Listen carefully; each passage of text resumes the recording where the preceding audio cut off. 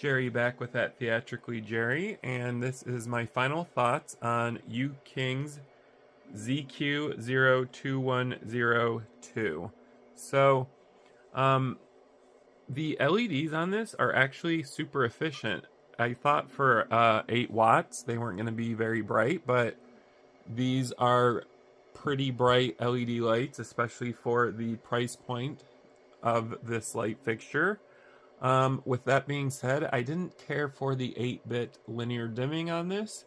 It's not super smooth at the lower end. If you haven't already, you can watch the in-depth review on this light fixture on my channel at Theatrically Jerry. I would have liked to have seen either smoother algorithm for their dimming or 16-bit linear dimming on this. There's just too many steps with the 8-bit.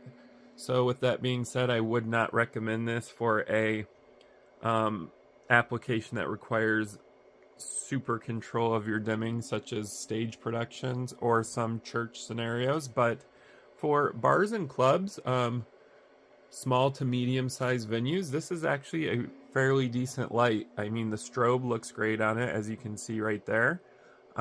We did go over that it's not a 25 hertz strobe as stated. It's probably more like 20 hertz, but nonetheless, the strobe looks great on it. The pan and tilt motors aren't the fastest I've ever seen, but they're certainly not slow, so they're definitely acceptable.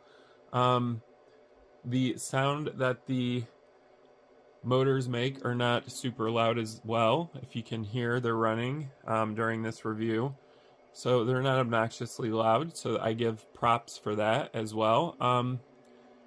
I would have liked to have seen a 260-degree tilt instead of 220, but that's just me being nitpicky.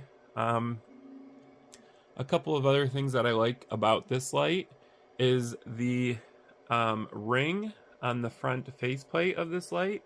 It looks great. They're not super bright, but they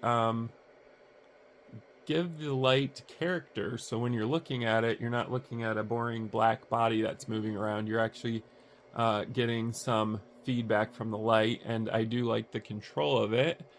I would have liked to have seen brighter SMDs for the ring, but again, this is a budget-friendly light, so we can't be too nitpicky there. I also really like the zoom capability of this light.